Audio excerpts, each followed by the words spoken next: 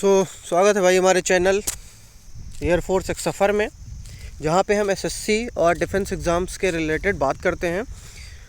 काफ़ी लोगों की क्वेरी थी कि जीएस का क्या सोर्स है, कहाँ से मैं जीएस पढ़ता हूँ एसएससी के लिए और आरआरबी का एग्ज़ाम भी देना है, तो वहाँ से के लिए जीएस कैसे करें, कौन कौन से टीचर बेस्ट होंगे, क्या सोर्स बेस्ट होगा, कौन सी बुक बढ़िया है, क्या बिना बुक के भी काम हो जाएगा या बुक का सहारा लेना पड़ेगा, कि नोट्स इनफ हैं, ठीक है, कितना जीएस पढ़ना है, प्रोसेस क्या होती है, पूरी डिटेल में बात करेंगे। बहुत लॉन्ग वीडियो मैं नहीं लेके जाऊंगा, ठीक है, सबका टाइम प्रेशियस है मुझे पता है, बट प्लीज़ अगर आप 5 मिनट इस वीडियो पे देते हैं तो आपके सारे डाउट क्लियर होंगे। हिंदी मीडियम के स्टूडेंट हो चाहे इंग्लिश मीडियम के हों, आपके सारे डाउट मैं ख़त्म करने वाला हूँ, ठीक है। स्टार्ट करते हैं।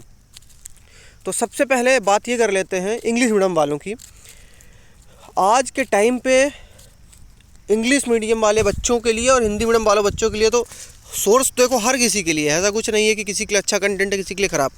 बट इंग्लिश मीडियम वाले मेरा अगर सजेशन माने या जहाँ से मैं करता हूँ, और एक टाइम पे मैं ये बताऊँ कि जीएस बहुत वीक थी, वीक इन द सेंस कह लो कुछ आती ही नहीं थी, और मेरी लाइफ में जीएस को लेकर ड्रास्टिक चेंज हुआ। And the reason was Parmar sir. मैं सही बता रहा हूँ, मेरा एक दोस्त है, उसका एयरफोर्स में हो गया तो वो जाने लगा, बट मैं नहीं गया, तो मैंने उससे बैच ले लिया और उसके बाद मैंने परमार सर का 3.0 बैच था वो जीके 3.0 बैच, वहाँ से बैच मैंने सुना तो था परमार सर के बारे में काफ़ी टाइम से, बट उतना नहीं पता था कि यार मतलब कोई बंदा इतना स्मार्ट, इतना टू द पॉइंट कंटेंट कैसे दे सकता है। इन जनरल एक परसेप्शन बना हुआ था कि अरे भाई ऐसे ही पढ़ाएंगे, ये है वो है, और जीएस बोरिंग है तो क्या ही सिखा देंगे, तो एक परसेप्शन बना हुआ था।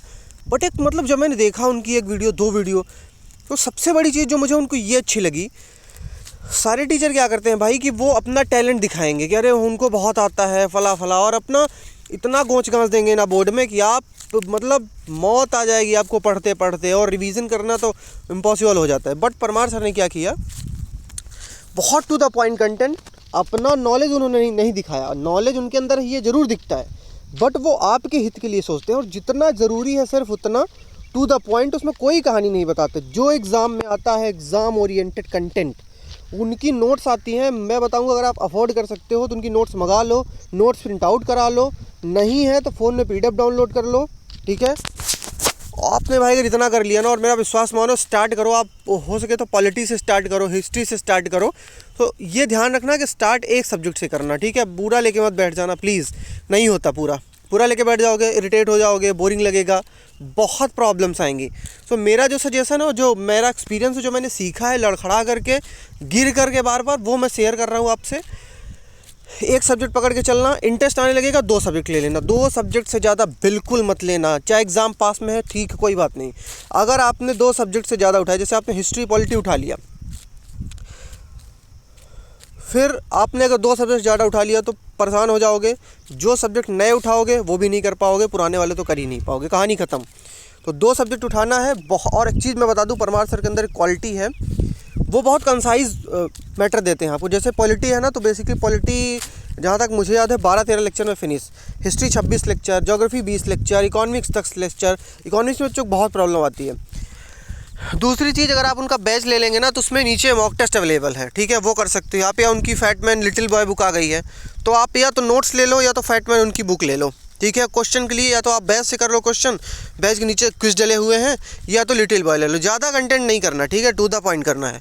या तो अगर आपने पढ़ लिया है जीके एक बार, तो आप एफआरबी कर सकते हो, परमार सर करवा रहे हैं, ठीक है। तो ये एक जीएस का पैटर्न होगा। उसके बाद जैसे आपका इकोनॉमिक्स हो जाए, हिस्ट्री हो जाए, पॉलिटी हो जाए, ज्योग्राफी हो जाए, क्योंकि ये पढ़ लोगे ना तो ये सारे मॉक में इससे जितने क्वेश्चन आएंगे 90% आपसे बनने लगेंगे। सो प्लीज़ इसको ख़त्म कर लो, फिर आना आप स्टैटिक पे, और एग्ज़ाम जब पास में आ जाएगा तो करंट अफेयर्स को हम फॉलो करेंगे।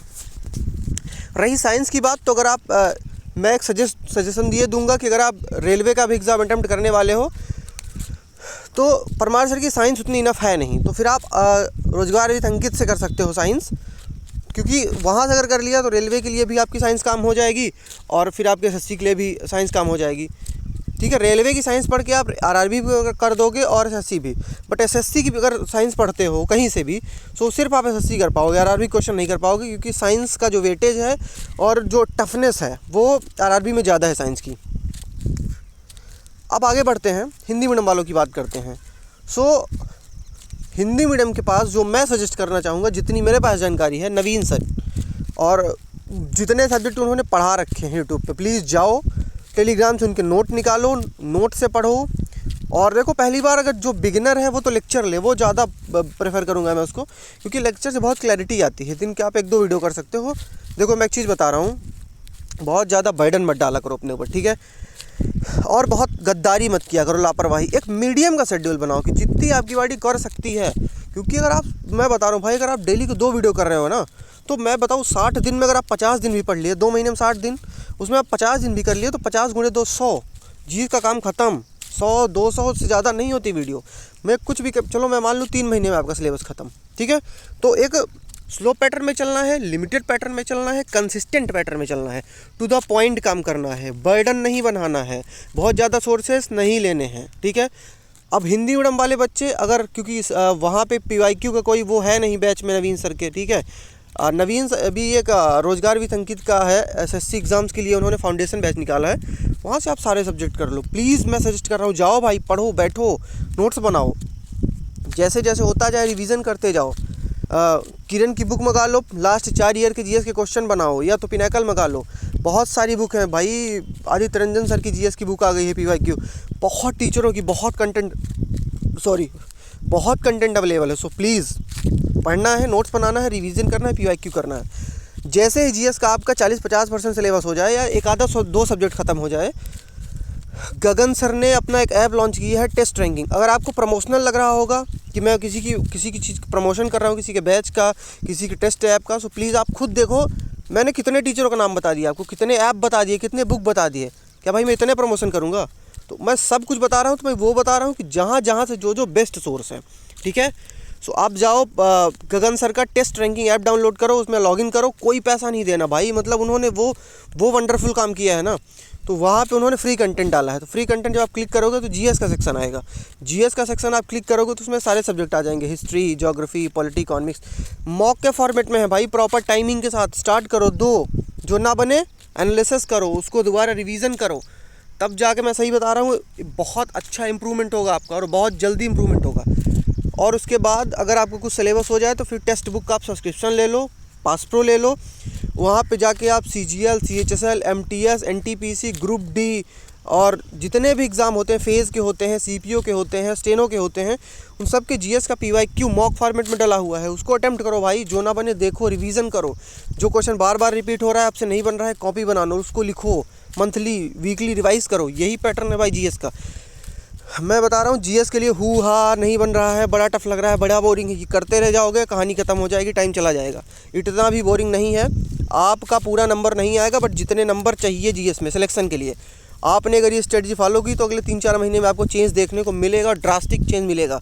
मैंने वो चेंज देखा है, इसलिए आपको बता रहा हूँ। सो प्लीज़, वीडियो अच्छा लगा हो तो चैनल को सब्सक्राइब कर लीजिए। इसके बाद भी अगर किसी को कोई डाउट बचता है, सो प्लीज़ कमेंट करिएगा, मैं रिप्लाई दूंगा।